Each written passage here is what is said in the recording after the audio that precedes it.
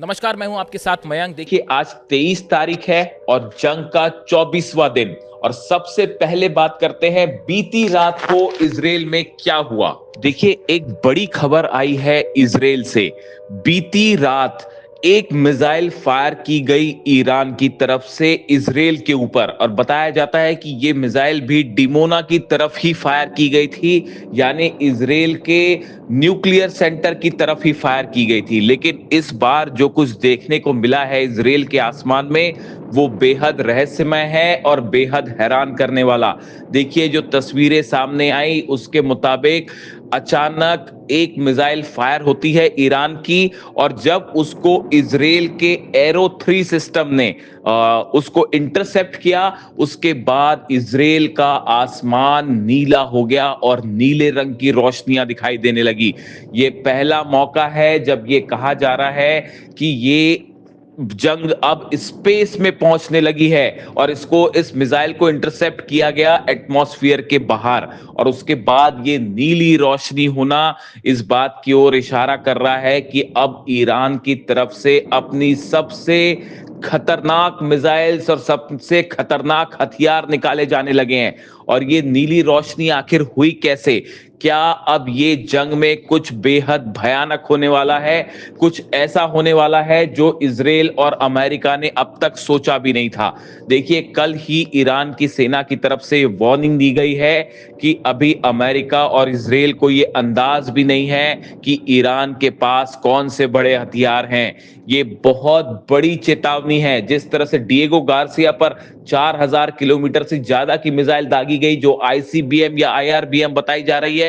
देखिए, कई एक्सपर्ट ये अंदाजा लगा रहे हैं कि ईरान के पास कोई बेहद खतरनाक केमिकल वेपन हो सकता है, या ईरान के पास कोई बहुत बड़ा ऐसा बम हो सकता है जो कि इस पूरे जंग की दिशा बदल के रख देगा। और ऐसी सूरत में अगर लगातार हमले जारी रहे, जैसा आप जानते हैं डोनाल्ड ट्रंप ने 48 घंटे का समय दिया है कि अगर 48 घंटे में ईरान ने स्ट्रेट ऑफ हॉर्मूज नहीं खोला तो उसके बाद भयंकर हमले होंगे, और ईरान के जितने एनर्जी सेंटर्स हैं उन पर हमले करके ऑयल फील्ड्स को, गैस फील्ड्स को तबाह कर दिया जाएगा। लेकिन ईरान ने साफ कर दिया है, ईरान के राष्ट्रपति की तरफ से बयान आया है कि ईरान को नक्शे से कोई नहीं मिटा सकता और हम जंग के लिए तैयार हैं। यानी ईरान की सेना पूरी तरह से तैयार है अमेरिका को काउंटर करने के लिए, खास तौर पर हॉर्मूज में। अब देखिए, ईरान में कई गैस के ठिकाने हैं, पेट्रोकेमिकल्स सेंटर्स हैं जिन पर निशाना लगाना आसान नहीं है अमेरिका के लिए, पूरे ईरान में फैले हुए हैं।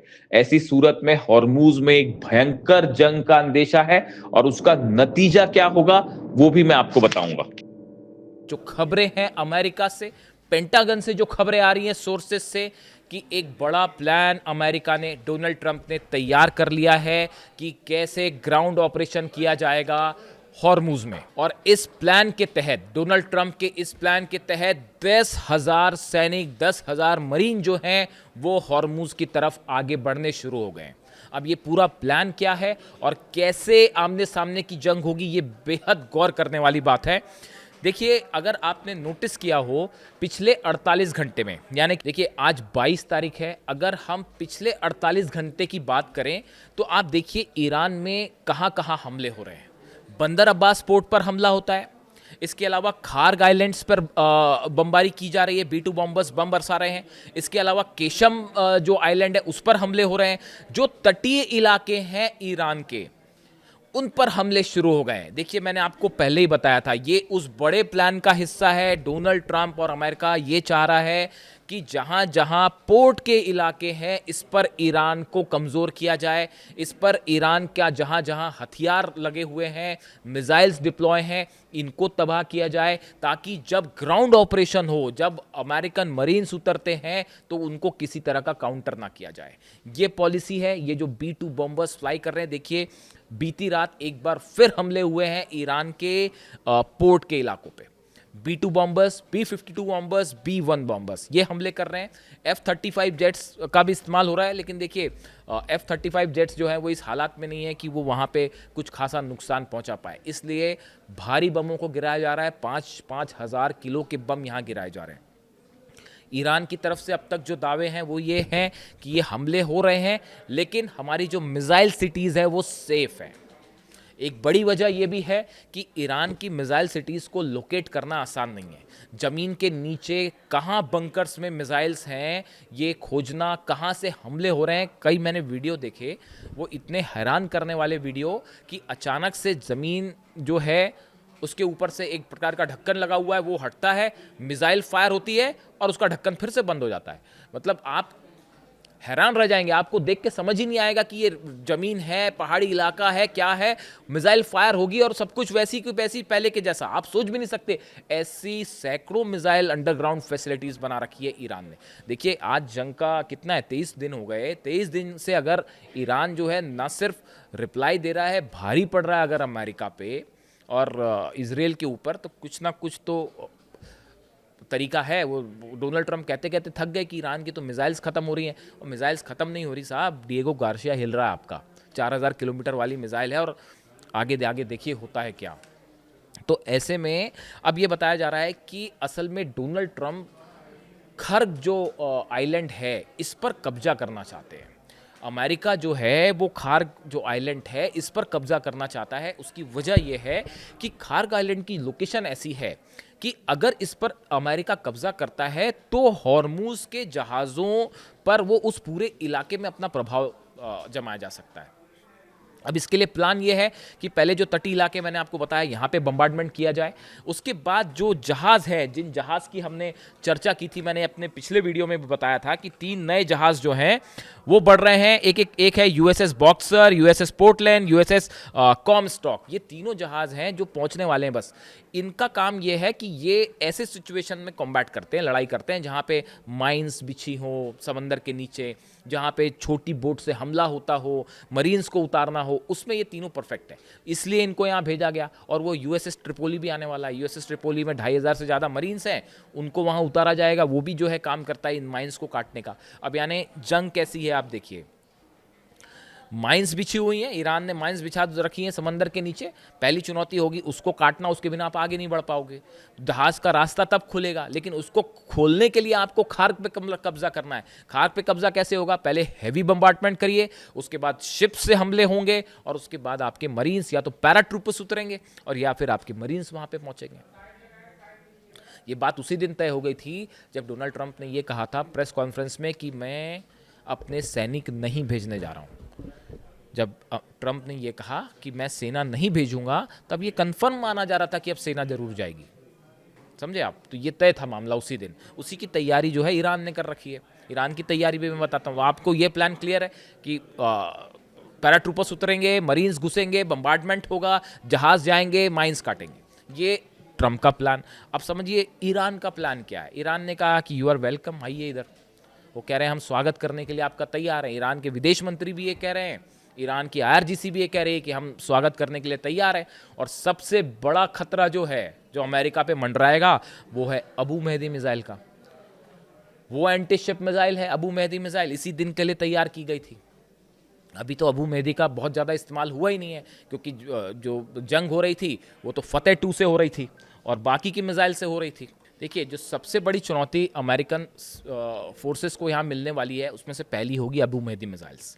अबू मेहदी मिसाइल्स, ये जितने जहाज़ आ रहे हैं, यूएसएस बॉक्सर हो, यूएसएस पोर्टलैंड हो, या कॉमस्टॉक हो, या ट्रिपोली हो, इन सब जहाज़ों पर सबसे बड़ा खतरा होगा अबू मेहदी मिसाइल का। वो मिसाइल जो कि एंटी शिप मिसाइल है, और उसका अच्छा खासा सफल टेस्ट किया था ईरान ने इस जंग के पहले। जो लगातार मिसाइल टेस्ट हो रहे थे वो इसी दिन के लिए हो रहे थे, और हॉर्मूज के लिए अलग से स्पेशल तैयारी कर रखी। तो पहला कॉम्बैट होगा अबू मेहदी मिसाइल से, पहला हमला होगा ईरान का। और ईरान जब हमले करता है तो 1, 2, 5, 10 मिसाइल नहीं होती, वो पता नहीं कितनी अबू मेहदी मिसाइल एक साथ फायर होगी। देखिए यही बात शुरू में कही जा रही थी कि मैंने खबर बनाई थी कि जिब्राल्टार फोर्ट खतरे में, और एक साथ जब कई मिसाइल्स फायर होंगी, ड्रोन फायर होगी, तो बचाना मुश्किल होगा। तो कई कमेंट आए कि ये क्या बात कर रहे हो, आपकी सबसे पावरफुल जिब्राल्टार फोर्ट है, अमेरिका का शिप, आप कह रहे हो कि उस पर हमला हो जाएगा और कोई कुछ नहीं कर पाएगा। मेरे को कुछ बोलने की ज़रूरत ही नहीं है, वो आग लग चुकी है और वो वहाँ से वापस जा चुका है। अब इसमें कुछ साबित करना और बचा हुआ है। तो अब यही टेक्निक जो है, अब्राहम लिंकन इसीलिए पीछे हुआ कि एक साथ कई मिसाइल्स फायर हो जाएं। तो फिर क्या होगा? और वो डिएगो गार्सिया जो है ना, वो कैसे बच गया, वो मैं आपको अलग से बताऊंगा किसी दिन। वो डिएगो गार्सिया पे जो हमला हुआ वो वार्निंग शॉट था।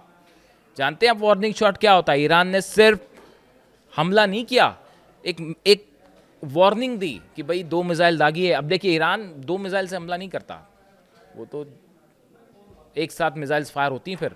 तो वो वार्निंग शॉट था, कुछ वार्निंग दी गई थी और जिसको समझना था वो मैसेज वहाँ तक चला गया। तो अब देखिए, अबू मैदी मिसाइल से पहला अटैक। दूसरा, छोटी बोट्स जो हैं ईरान की, सैकड़ों बोट्स हैं, बहुत तेज स्पीड से चलती हैं, सब पर गन्स लगी हुई हैं और उसको 1-to-1 कॉम्बैट में ईरान का इलाका है वो, वहाँ पे जीतना बड़ा मुश्किल है, उससे हमले होंगे। देखिए, तीसरी बड़ी ईरान की जो रणनीति है वो ये है कि अगर हॉर्मूज पर ग्राउंड ऑपरेशन होता है तो अरब देशों के तेल के कुएं फिर से खतरे में होंगे। अभी जो है जो गैस फील्ड, ऑयल फील्ड है ईरान की, उस पर हमले हुए, उसका नतीजा देखिए आप, किस तरह से सऊदी के तेल की जो रिफाइनरीज हैं वो जलने लगी। यूएई के फुजरा में किस तरह से ऑयल जहाँ पे रखा जाता है उसमें आग लग गई। इसी तरह का हाल बहरीन में था, इसी तरह का हाल कुवैत में था।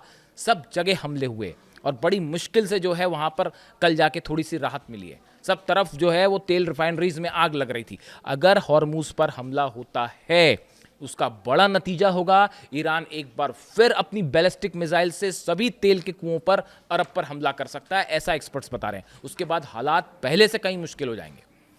वैसे ही इजराइल पर लगातार भयानक हमले हो रहे हैं, वो मैंने आपको बताया। लेकिन अगर हॉर्मूज पर हमले होते हैं तो अभी जो हमले हो रहे हैं इजराइल में, इससे कई गुना ज़्यादा बड़े हमले हो सकते हैं अमेरिकन बेसिस पर एक बार फिर।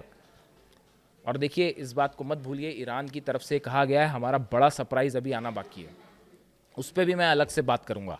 अभी भी ईरान की सेना ये कह रही है कि अभी इस जंग में कई और बड़े सरप्राइज बाकी है। बताया जा रहा है नई सुप्रीम लीडर ने पूरी तरह से फ्री हैंड दे दिया है आरजीसी को और सेना को कि जंग नहीं रुकेगी और अब ये जंग बॉर्डर्स के बाहर होगी, बियॉन्ड बॉर्डर्स होगी। यानी कि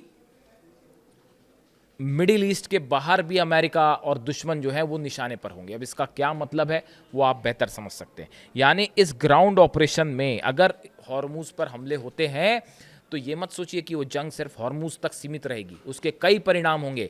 अरब देशों पर मिसाइल्स फायर हो सकती हैं, डिएगो गार्सिया पर फिर हमले हो सकते हैं, अमेरिकन बेसिस पर अलग अलग हमले हो सकते हैं, यूरोप में, अमेरिका में दूसरी जगह जो है वहां पर भी हमले हो सकते हैं, और बड़ी बैलिस्टिक मिसाइल से और संभवतः फिर आईआरबीएम से, जो कि आईसीबीएम की एक लेवल नीचे वाली मिसाइल है, उससे भयंकर हमले हो सकते हैं। यानी हॉर्मूज में एक तरफ तो ग्राउंड ऑपरेशन का प्लान है, दूसरी तरफ ईरान की सेना कह रही है यू आर वेलकम, आइए हम आपको बताते हैं कि क्या सरप्राइज तैयार है। यानी कुल मिला के हालात ये हैं कि हॉर्मूज जो है वो अगले 48 घंटे में एक बड़ा फैसला हो सकता है हॉर्मूज को लेकर कि क्या वहाँ पे डोनाल्ड ट्रंप करने जा रहे हैं और क्या आईआरजीसी का प्लान है उसे काउंटर करने के लिए। इससे जुड़ा जो भी अपडेट होगा मैं आपको बताऊंगा। वीडियो कैसा लगा कमेंट करके ज़रूर बताइए। Thank you so much.